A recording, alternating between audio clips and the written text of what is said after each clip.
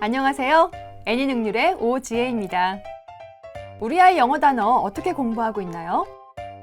요즘은 온라인 학습 프로그램도 재미있게 많이 나와서 교재와 병행하시는 경우도 많죠. 이렇게 교재로 한 번, 온라인으로 한 번, 이 문제를 풀면서도 보고 따라 읽고 이렇게 하면서 여러 번 보게 하는데도 이상하게 같은 단어를 자꾸 잊어버려서 속상한 경우가 생깁니다. 실수했던 단어를 이제 여러 번 쓰게 하려니까 아이가 힘들어하고, 단어장에 쓰게 해서 보게 하려니까 아이가 거들떠도 안 봐서 고민하시는 어머님을 위해 자꾸 실수하는 단어 지도법을 준비했습니다. 단어 학습에 접근하는 방법부터 실수의 단어를 집중하는 노하우까지 직접 아이들을 가르치며 쌓아왔던 비법을 풀어드릴 거니까요. 지금부터 마지막까지 놓치지 마세요.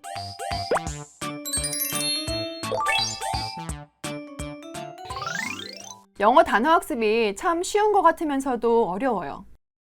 초등 영어 단어 난이도 자체가 크게 높지가 않고, 또 초반에 아이들이 배우는 생활 단어들은 어머님께서 이미 다 알고 계시는 것이 많으니까 시작이 쉽죠.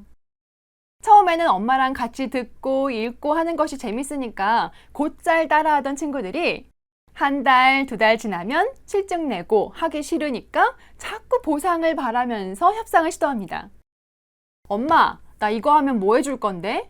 이런 거요. 그러면 이제 엄마는 회유, 설득, 거래의 수순을 거쳐서 포기에 이르는 경우가 너무 많아요. 왜 포기에 이르는가 하면 재미가 없어서 그래요.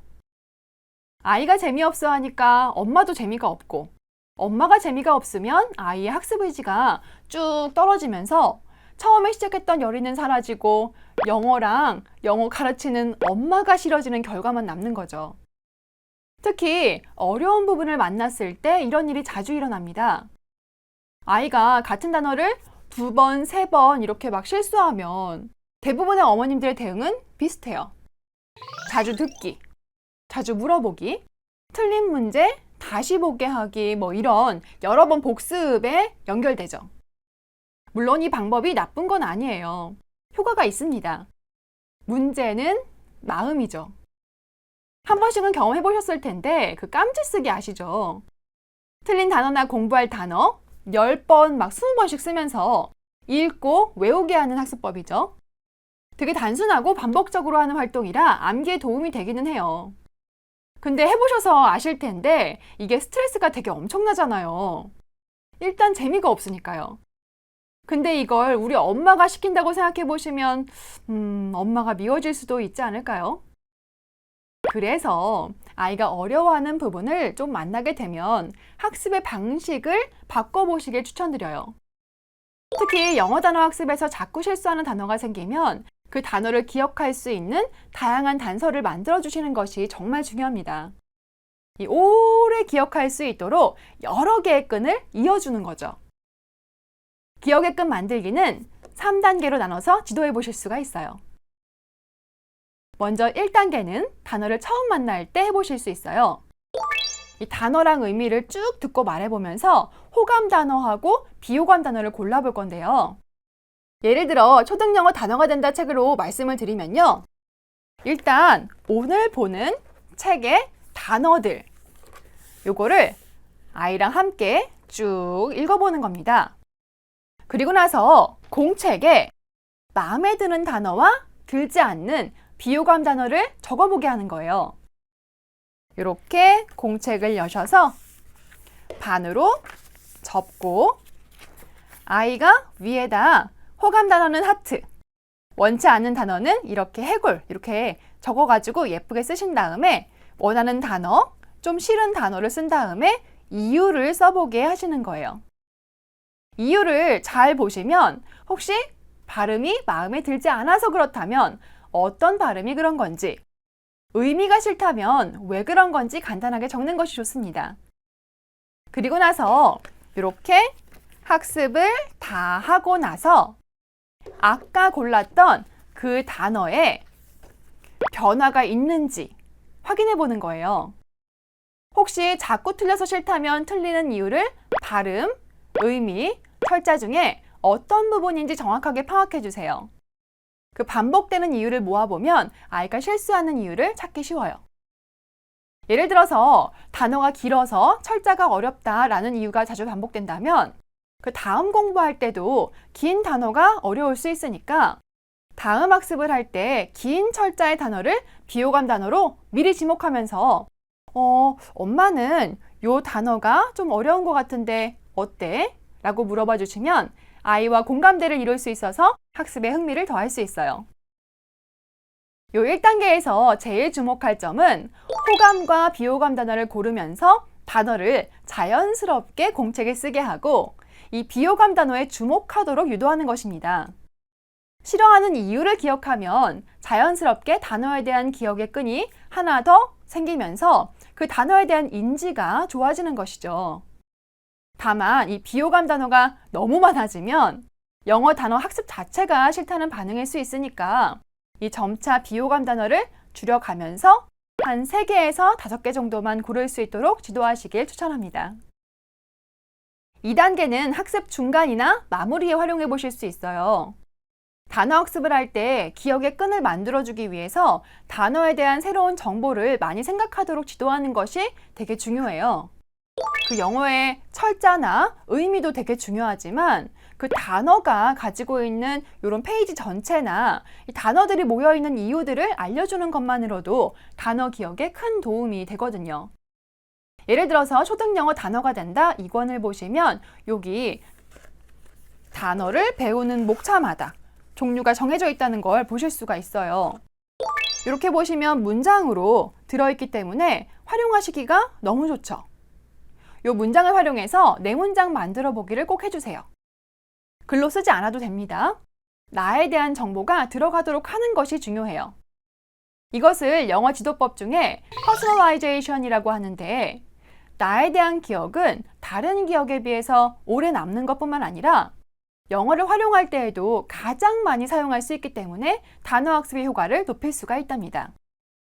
아까 보셨던 그 I have brown hair에 있는 단어를 배울 때 이 주제의 문장을 내 문장으로 바꿔서 예를 들어 I have long fingers처럼 나만의 문장으로 기억할 수 있도록 학습 중간이나 마무리에 활용하시는 거예요. 물론 의미를 써보게 할 수도 있지만 여기 나와 있는 문장을 내 문장으로 어떻게 바꿔볼지 활용하시는 것도 단어 학습의 재미를 더할 수 있고요. 이 학습까지 다 했는데도 뭔가 기억이 잘 되지 않는 단어가 숨어 있다면 그때는 전체 단어를 먼저 다 정리하고 그 아래에 들어가는 부분을 기억할 수 있도록 word categorizing 방법을 알려주세요. 이 초등 영어 단어가 된다는 유닛마다 단어 주제가 같습니다. 해당 방식은 영어 교과서와 유사하기 때문에 실제 학교 수업에 대한 적응력도 높일 수가 있고 학습 패턴을 익히면서 학습 자신감도 키울 수 있어서 좋은데요.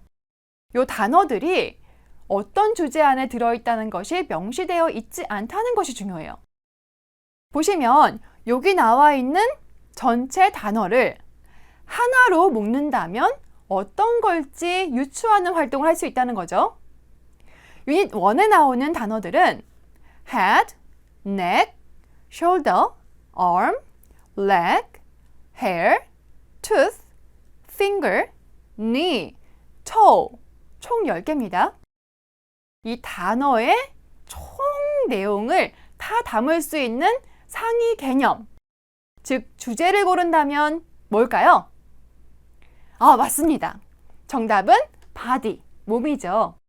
이렇게 새로운 단어를 유추하고 또 요 나머지 단어들을 정리할 수 있도록 지도해 주시면 아이는 단어의 기억을 의미해낼 수 있는 기억들 혹은 단서들을 배울 수 있어서 훨씬 재미도 있고 또 내가 생각한 단어로 이 전체 단어를 정리할 수 있으니까 배운 단어를 오래 기억할 수 있답니다. 초등시기 아이들은 이렇게 유추하고 생각하는 연습이 꼭 필요합니다. 영어 단어를 공부할 때에도 조금 생각하고 조금 정리해 나가는 방법 알려주시길 추천드리고요. 또 단어 교재를 고르실 때에도 이렇게 카테고리별로 주제가 있는 영어 단어집을 고르시는 것이 아이도 엄마도 공부하기 편하다는 것 잊지 마세요. 마지막 3단계는 정말 자주 실수하는 단어에 활용하실 수 있는 필살기입니다. 이 자주 실수하는 단어를 공책이나 수첩에 쓰게 해도 자주 안 보는 아이 때문에 고민하셨다면 이 방법을 꼭 써보시길 바랄게요. 나만의 단어 주머니 만들기인데요.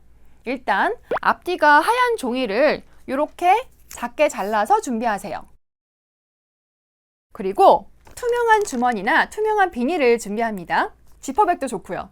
그리고 이 단어를 쓸 수 있는 형광펜을 준비하면 끝! 단어 학습 다 하고 나면 실수한 단어 나오잖아요. 그러면 그 단어를 이렇게 미리 준비해 놓은 종이, 앞에는 영어 단어, 뒤에는 의미로 적게 해서 봉투에 넣는 거예요. 예를 들어서 오늘 배운 단어 중에 어려운 부분이 있었다면 이렇게 앞에는 영어 단어, 뒤에는 이렇게 의미를 적어서 봉투 안에 넣는 겁니다. 봉투 안에 많이 넣을수록 공부할 단어가 많아지는 거겠죠. 그리고 다음 시간 공부 전에 엄마와 함께 이 만들어 놓았던 단어 카드를 맞춰보는 연습을 할 수 있어요. 예를 들면 이렇게 단어를 쭉 올려놓고 엄마랑 읽어보면서 가져가는 게임을 하는 거예요. 보시면 아이에게 읽어보라고 하고 맞는 단어를 가져가게 하는 겁니다. finger. 다시 손가락에서 finger 하면 가져갈 수 있는 거예요. 그래서 이 단어 카드가 없어질 때까지 게임하는 거. 또는 물어보고 맞추고 이런 정도의 게임은 별 다를 게 없죠. 제일 중요한 거는 이제부터 시작이에요. 어떻게 하실 거냐면 요 모은 단어 카드를 아이랑 하나하나 1대1로 확인해 보는 겁니다. 그래서 아이에게 읽어보게 하고 의미를 물어봐서 맞추면 그때 이 단어 카드를 바로 찢어버리는 겁니다. 이 투명 봉투 안에 단어 카드가 다 없어지는 걸 목표로 학습하는 거죠. 싫어하는 단어를 외우면서 동시에 이 약간 복수를 할 수 있어서 극적인 학습 활동을 유도할 수 있고요. 또 이게 싫어하던 단어들이 사라지면서 이렇게 빈 봉투가 되었을 때 성취감을 높일 수 있어서 좋아요. 또 여기에 하나 더 할 수 있다면 이렇게 매일매일 더해지는 단어 카드를 월 결산으로 모두 털어낼 경우 여기서 다 공부를 해서 모두 다 찢어냈다. 그러면 아이가 먹고 싶은 간식이나 가족 외식을 하게 한다면 조금 더 재미를 가지고 학습을 할 수 있겠죠. 지금까지 실수하는 영어 단어 지도 방법 3가지를 알려드렸어요. 호감 단어, 비호감 단어로 단어 읽기 연습과 의미 더하기, 단어 정리를 위해 카테고라이징, 퍼스널라이제이션 활용하기, 또 마지막으로 단어 주머니로 극적인 학습 성취감 만들기였어요. 오늘 소개해드린 여기 초등 영어 단어가 된다 교재는 말씀드린 노하우를 쉽게 적용할 수 있을 뿐만 아니라 다양한 부가자료가 많이 준비되어 있으니까요. 우리 아이 단어 학습에 더해보시면 좋겠고요. 영어 단어가 우리 아이 영어 학습에 걸림돌이 아닌 디딤돌이 될 수 있도록 실수하는 단어도 재미있게 복습할 수 있는 노하우 꼭 활용해 보시기 바라겠습니다. 알고 계시죠? 오늘의 시작은 분명 다른 내일을 만듭니다. 감사합니다.